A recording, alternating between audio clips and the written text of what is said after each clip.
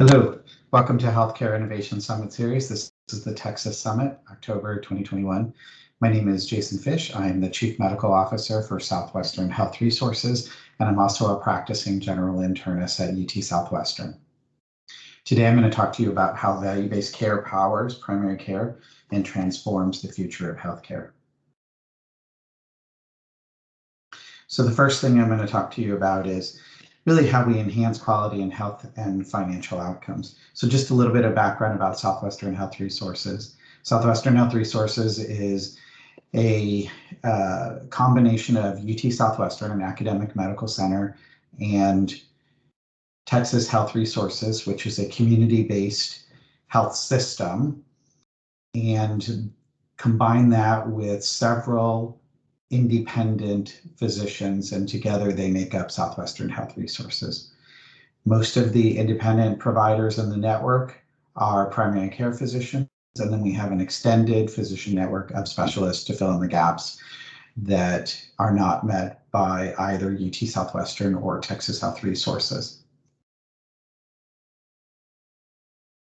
So first and foremost, when we talk about value-based care, the way in which we think about it is what is total cost of care? And total cost of care, on one hand, you might think it just simply measures cost, but really it is a measurement of quality, cost, and customer experience. And for us, that serves as our foundation for how we really view our value-based care. And so when I look at that, we look at it from three vantage points. One is the provider, number two is the patient, and number three is the payer. And so when you think about it from the provider standpoint, it's really about driving clinical outcomes. That's what we're in medicine for.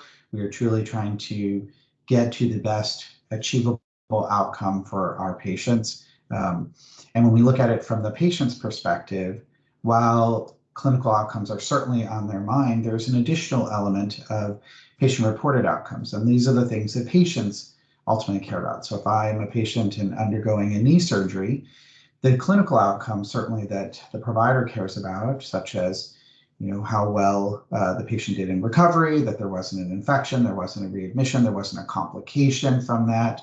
The patient a lot of times thinks that those are a given, although they understand the risk. And really what they're hoping to achieve is something really more personal, 6 months to a year down the road, which might be being able to walk up the stairs or run the marathon they were hoping to, or lift up their grandkids. And so when we look at this from both a provider and patient, that gives us a real chance to understand truly what quality is and how it is defined. And then from a payer standpoint, certainly we are looking at providing the most efficient care that is evidence-based, but at the same time is the most cost-effective in terms of how we deliver the care. And so when you take all three of those together, that is how we define that total cost of care measure for our network.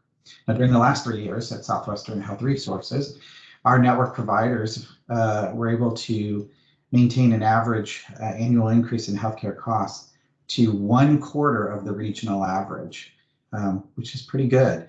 And in addition, our network hospitals have 7% higher quality scores than other hospitals in the region. For our next-gen ACO, we've also maintained a top-performing ACO as it relates to quality for the last 3 years as well. So how do we do this? How do we transform value in population health management? So when we think about population health management, we have to coordinate that care. We have to keep people healthier and lower costs at the population level, right? So when we think about lowering those costs, we're really talking about providing evidence-based management and efficiency in terms of the care that we do. But we also have to remember that we must be responsive to the population needs. They're ever-changing. We must understand our population, and we must understand those independent factors and circumstances that are driving the cost. So one of the things that we are really passionate about is making sure that we are getting all the data that we need in order to aggregate that data to truly understand the full continuum of care of the population that we serve. And what that does is it allows us to identify both at-risk patients and rising risk patients. And so we use a very proactive data-driven approach to understanding who our patients are, what their needs are, and then developing solutions to ensure that those patients receive the care that we expect, and then achieving that total cost of care is defined by the quality, both clinical and patient reported, as well as from an efficiency standpoint. So one of the most important things for us to think about is really building that trust and partnership with physicians. And so, for SWHR, the relationship between the patient and the provider is the most important. We start there. We start with making sure that our providers have all the data that they need in order to be able to take care of the patients in the way that they feel is the most appropriate through that partnership. And then we wrap around our patients and providers with additional services. So what's critical for us at SWHR is that we purposefully listen to our physicians' needs. We have ample opportunity to get feedback from them, what's working, what's not, what's evolving, what are trends that they are seeing, where are their pain points, and then we respond with a population health, a population management service to provide services that meet those needs that we are hearing from the providers. And it's really important that we do this in a way that that receives timely and useful feedback from our providers on the care that they're taking, on the care that they are providing to their patients. And so with that, we have regular physician pod meetings. We've divided our network into multiple pods to bring together groups of community physicians who practice in the same area, geographic area. We are looking also at some additional pods based on how well people are doing. And we review the data and the metrics. So again, those total cost of care metrics that I talked about, providing an opportunity for them to collaborate amongst each other, as well as provide collective feedback to us on what things we need to think about in terms of innovating. In addition to communication and purposefully listening, it's really important that one looks at the system in which they are reimbursing their providers. Most of the time, reimbursement favors volume over value. And so in a value-based care arrangement, it's really important that you take a good look at the way in which you're incentivizing providers and reframing your outcome from volume to value instead, allowing physicians to focus then on those things that drive value and less on how many patients that they can see in an hour or how many patients they need to see in a day in order to be able to fund the services provided in their office. And so by both of our efforts to purposefully listen and realign our incentive model, we were able to build that trust and partnership with our physicians because they see that we are absolutely wanting to hear and responding to their needs, but also reimbursing them in a way that favors exactly what we are trying to do collectively as a network, which is provide outstanding care at an efficient cost. So additionally, as a large network, it's really important for us to then take our physicians and connect them to a network that supports them with insight and resources. And so while we are listening and, as I mentioned earlier, scaling innovation around them, our hope is that what we are doing frees them from the administrative burdens We all know that as providers, it seems that every year there's more administrative burdens placed on providers. And so instead, we're hoping that by what we do at SWHR in the population health space, that we are able to reduce those administrative burdens and allowing our providers to focus more on their patients and again, focus on driving those clinical outcomes and patient-reported outcomes that they so desire to achieve.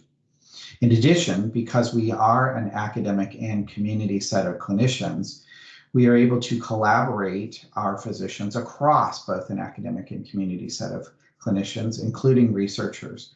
We also are very much connected to all of our payers, and so really connecting our network of providers with the services provided by payers as well is an equally important aspect of driving towards the population health that we so drive towards. And again, this takes it outside the four walls of a hospital and really puts it into the community. And I'll talk a little bit more about that as we continue on with this talk.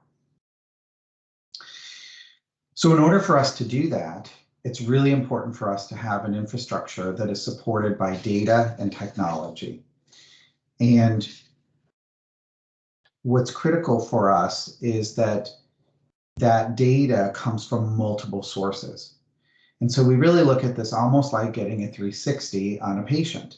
So we have EMR data, we have claims data, we have ADT feeds. So when a patient is hitting an emergency room or hospital, that we have that data. We have data for when they're in post-acute settings.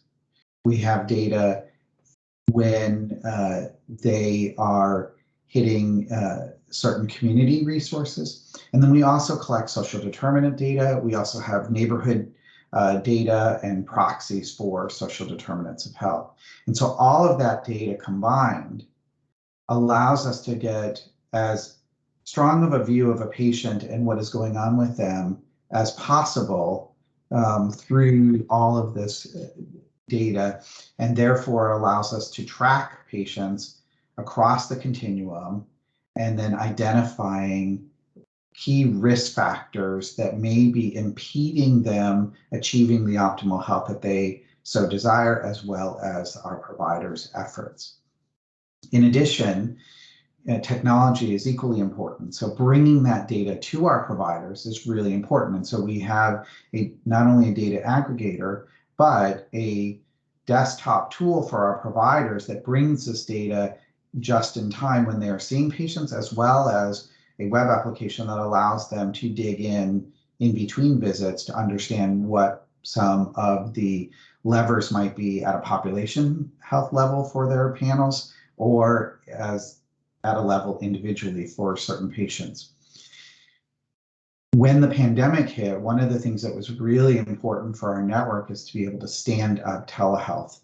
And we were able to support our network through understanding all of the ramifications of going virtual from a billing standpoint, as well as what was needed to be maintained from a documentation and from a compliance standpoint. And so we were able to mobilize over 400 community physicians to deliver care via telehealth, providing them with the appropriate guidance and the seamless transition to telehealth during the pandemic. In addition, we were able to bring back that feedback to the network as we listened to our providers to understand what was working and what wasn't, what were they able to leverage to be more successful in, and what were some of the pain points that they had when they had to switch to telehealth. And that only helped us enhance the kind of telehealth that we were delivering. One of the things that we hear now is that many of the providers are continuing to use telehealth for chronic disease management, as many patients really appreciated the opportunity for telehealth. I know as a provider, I have really enjoyed telehealth because I've gotten to see a glimpse into several of my patients' homes and seeing the kinds of pictures that they have on the wall, the artwork around the house. Some patients have taken me to their gyms in their home or their pool and showed me the exercise equipment that they use in order to work on losing weight, in addition to several of the collections that several of my older patients have had over the years. And that has just given me a real life glimpse into my patient broader than what I would have learned about them as they come into the office. And so I've really appreciated that. I think it has strengthened my relationship with the patients as well. And I think ultimately the trust has been built, and I think then our mutual goal of their optimal health has been strengthened. So as we think about looking at that efficiency, as I mentioned earlier, you can look at it really as collective cost, but more often you tend to hear it from a unit cost standpoint. And I want to really draw attention to this because I think when you are in the space of value-based care, moving towards total cost of care or collective cost really helps achieve that more often than when you focus on unit costs. So let's first talk about that. So collective cost really is something that examines that total cost. Whereas unit cost, you're used to hearing it as per member per year, per member per month. You hear it in terms of utilization metrics, as well as the negotiated rates. But when you really look at collective costs, it's the fee for the value model. It's really looking across the continuum of care provided, and it emphasizes quality over cost, creating value for your community and acute care providers, for patients and for employers and payers. And so when we look at collective costs or total cost of care, we're really looking at this, as I mentioned earlier, as the quality in addition to the patient experience, in addition to the efficiency provided. And so when we think about, for us, when we focus our energy on that total cost of care and we have it built into our incentive, as I mentioned earlier, then it allows you to go broader than simply the widget cost, but really look at that whole continuum and a variety of different levers that may be involved that drive that cost. And so for us, when we think about the four elements that go into that, we have to look at the scale, right? So what are those things that are driving that total cost in a continuum? And then what can we scale across the network to be more efficient? We have to be thinking about innovation. So again, when we think about those levers, how can we be innovative to either come up with a smarter lever in which we can deliver care, or come up with innovation that can transform the care delivery and thus deliver more evidence-based, efficient care. Aligning our incentives, as I mentioned earlier, and then also the seamless integration of data information. In order to really focus on total cost of care, you really have to be looking at all of those levers and all the different components that drive your total cost of care. And so having critical integration of your data into your workflow is really important so that you can understand what those levers might be. And so specifically, if we look at those, so as I mentioned, scale, when we look at this, we really look at the market value that we're doing, and then do we have the appropriate resources? So it's really important for us to identify those levers and then ask ourselves, is this a good use of our resources? So when I mentioned earlier, removing that administrative burden from our providers, it's really important for us to look at this from the vantage point as well as where do we want to put our resources in to remove that burden, to drive the quality and improve then the efficiency that is delivered. And so having an appropriate infrastructure also is critical in order to be able to achieve that. So this is where scale becomes important, because you need to be smart about where you put your population health resources. And you also need to be smart about understanding your population in order to then figure out where it is you need to build an infrastructure and provide resources. And because SWHR includes an academic center, innovation is equally important. And so sometimes when performance improvement can't get us where we need to, sometimes you need to think about research vantage point from a vantage point. And so So it is really critical for us to, while we understand what's happening nationally, sometimes internationally, in terms of how people are delivering care, we sometimes need to be innovative of how we can deliver that care, and sometimes even bring it in from a research vantage point.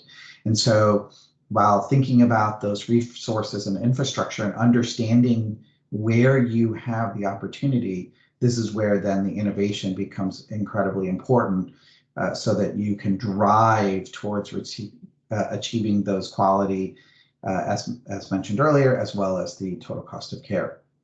Those incentives, as I mentioned earlier, are also equally important, because if your providers are not aligned to drive population health management, and instead aligned more with volume, then you will always be at odds. And so aligning your incentives allows your providers to come to the table further, and let you know where innovation is needed, let you know when innovation is being achieved, as well as we've had many providers develop innovation within their own offices, and then we were able to capitalize on that and then scale it.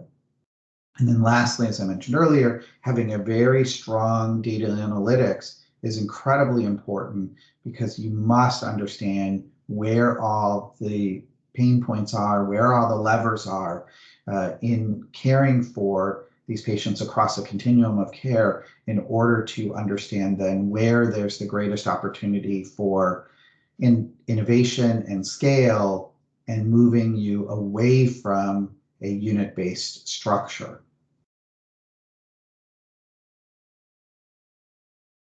So one of the things that we've been able to do at SWHR is really, with all of the data that we have, moving from what I call the rear view mirror approach, instead moving to the forward thinking. And so most of the time in value-based care, there tends to be a focus on high-risk patients as defined by those that have already had risk, right? So you focus on your patients who have had multiple ED visits, who've had multiple hospitalizations or risk readmissions, or patients who have had worsening disease and such, now that they are requiring a significant amount of medications, office visits, and therapy. And so that's that rear view mirror. And you absolutely have to take care of those patients. They are very much in need of the services. But if you only focus on that, then you will guarantee tomorrow that you will have another set of patients in the rearview mirror.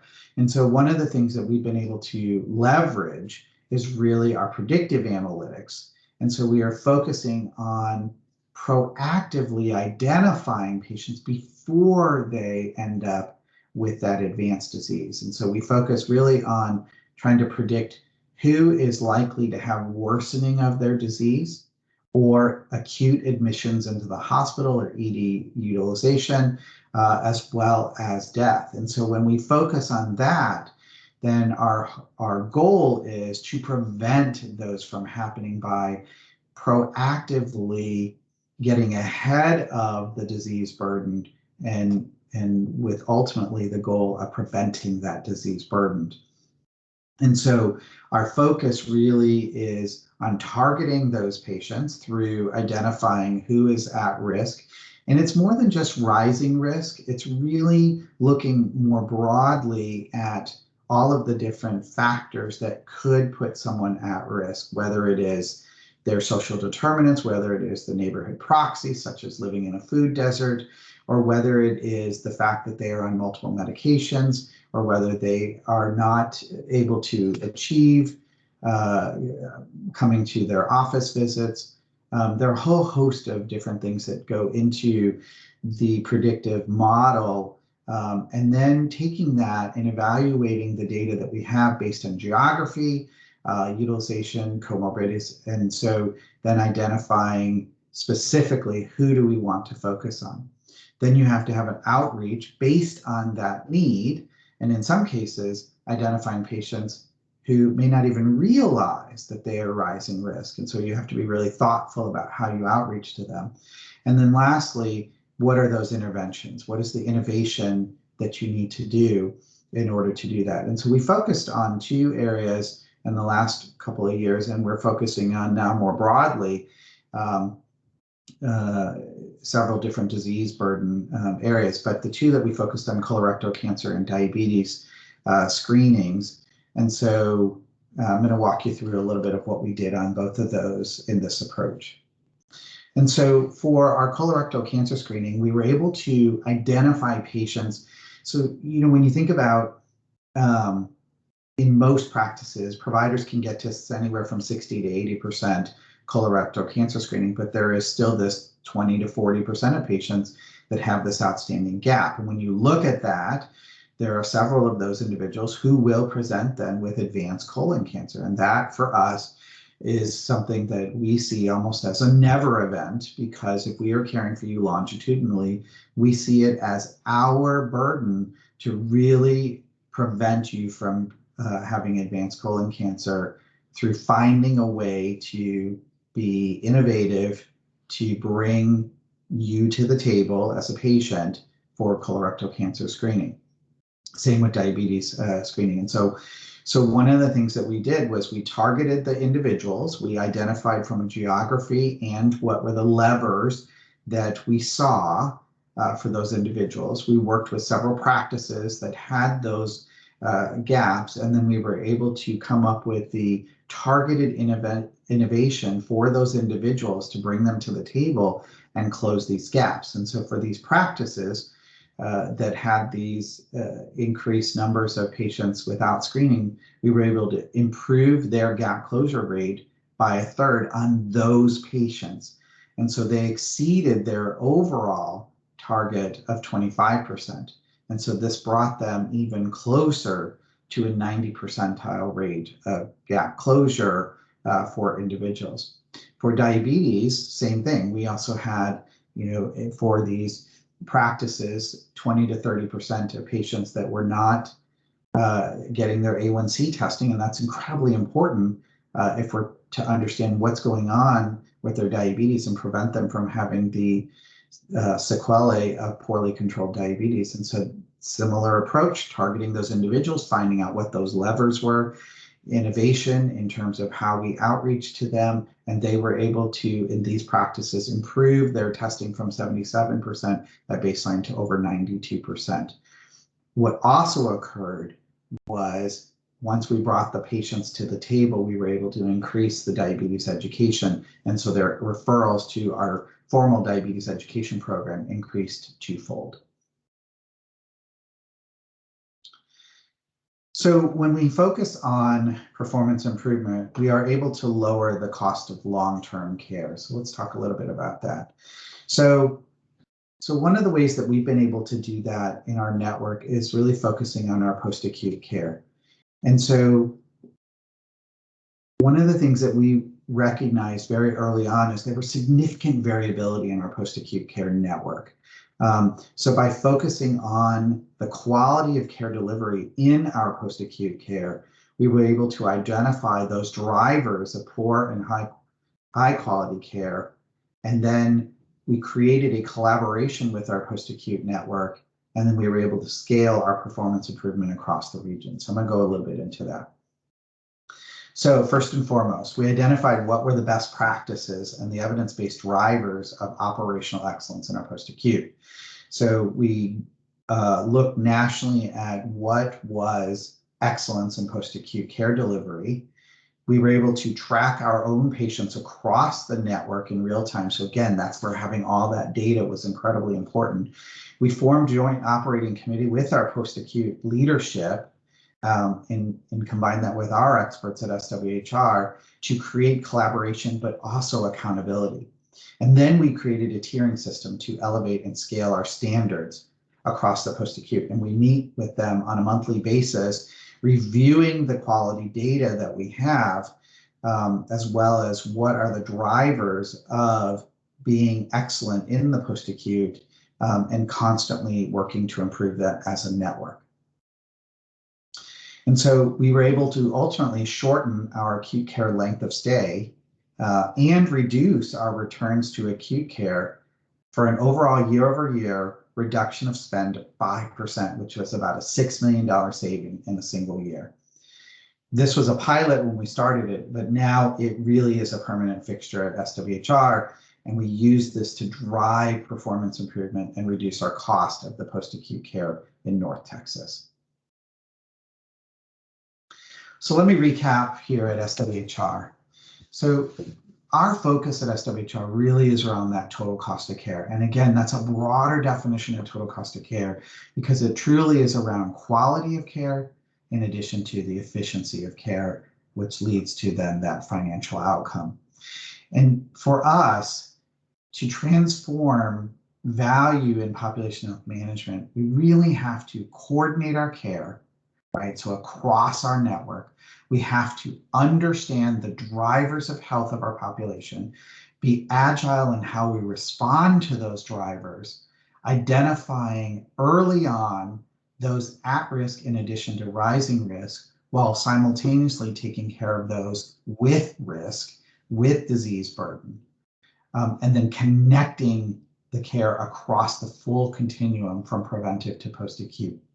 But in order to do that, it is incredibly important for us to build trust and partnership with our physicians. They must believe that we are bringing them resources to make their lives easier, to reduce that administrative burden, and to drive them with resources that allow them to achieve the optimal health with their patients as partners.